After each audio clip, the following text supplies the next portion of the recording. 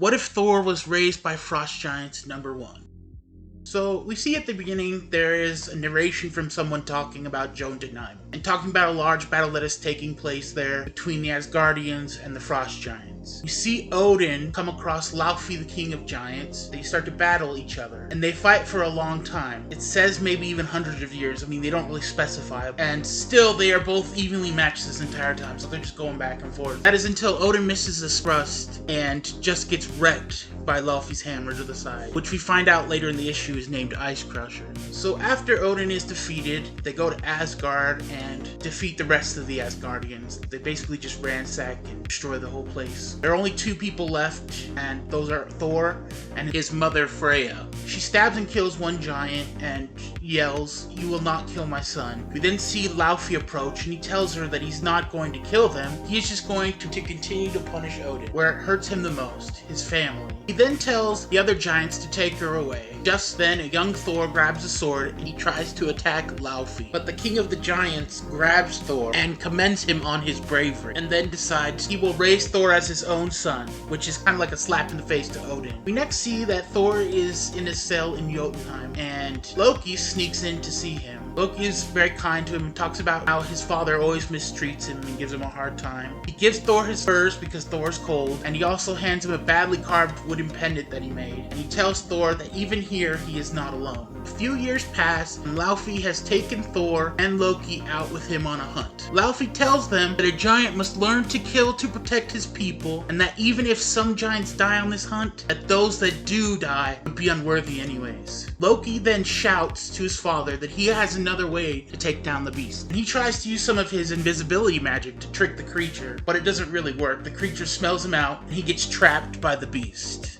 That's when Thor launches himself into the mouth of the creature and uses lightning to kill it from the inside. There's just like a huge lightning blast. It's pretty rad. And afterwards, just like claws me out, it's covered in all kinds of gore. It's pretty great. Loki tells Thor that he shouldn't have saved Loki and that he should have just let him die.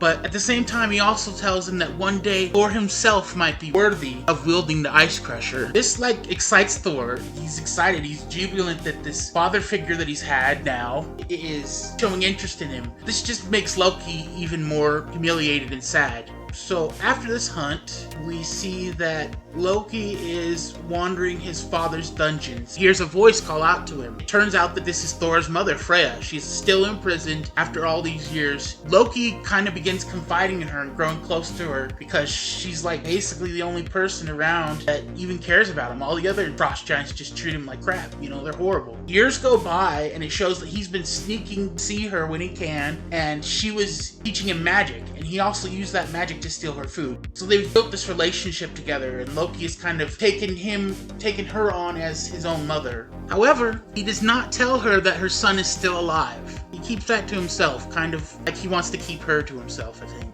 She tells him of Midgard and where there are no giants or Asgardians, and Loki thinks it sounds awesome. He thinks it's great. He's like, yeah, I want to go. So he asks her if she was able to escape, that she would be able to rebuild the Bifrost and take him to Midgard. And she basically just warns him, don't talk that way, because if your father hears you, he's gonna basically kill you. So then the story switches to the throne room, where Thor is there with Loki and this other frost giant, Grimir, who we've seen earlier in the story just a little bit. Loki tells Thor that Grimir has been whispering a bunch of doubts about Thor's claim to the throne, which means that he doubts Loki's judgment, and that Thor must defend his own honor and his father's, killing him. Thor is kind of resistant at first, but once Loki tells him, he just attacks him. Thor punches Grimir in the knee, and he just collapses his knee backwards. It's pretty nuts. And Grimir just falls to the floor. Loki then hands down Ice Crusher and tells Thor it is time to earn the right to own it. Grimir's still laying there, says to Thor that he does not deserve the honor, and Thor replies to him, maybe not, I will strive to earn that honor.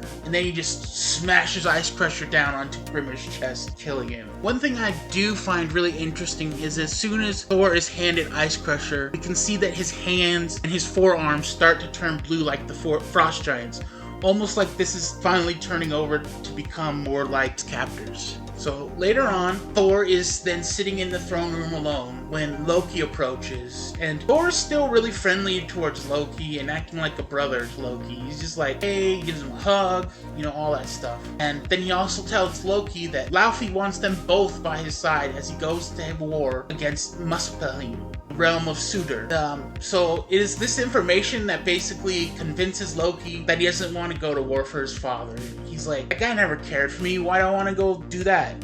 Like, why do I want to go kill myself for this guy? He doesn't say any of this to Thor, he keeps it quiet to himself, but this is when he decides that he is going to use his magic to help Freya escape, and that's what he does. He basically uses this magic on the guards and helps her escape to Asgard so that they can rebuild the Bifrost and that they can go to Midgard. So then we are shown Asgard, and at this time it has been completely destroyed by the Frost Giants, and it's basically just ruins right now. And we also see at this point that Laufey has come here because he found out about Loki, and he tells Thor that they have enemies closer to home than Asgard. And this is like one of the coolest parts. Like, you see them walking down the street talking to each other. Laufey basically asks Thor if this place has any pull for him, if it still affects him at all emotionally. And right as Thor's telling him no, we get to see a frozen and abandoned Mjolnir just laying there. And he really represents how Thor's turned his back on his Asgardian heritage, and it's just really interesting to see that that's just laying there, and he's giving it up. Thor tells Laufey that he is now a son of Jotunheim, and that this place holds nothing for him anymore. We also see that Thor is completely blue at this point. Like, he has completely given up who he was. They soon come across both Freya and Loki. Freya is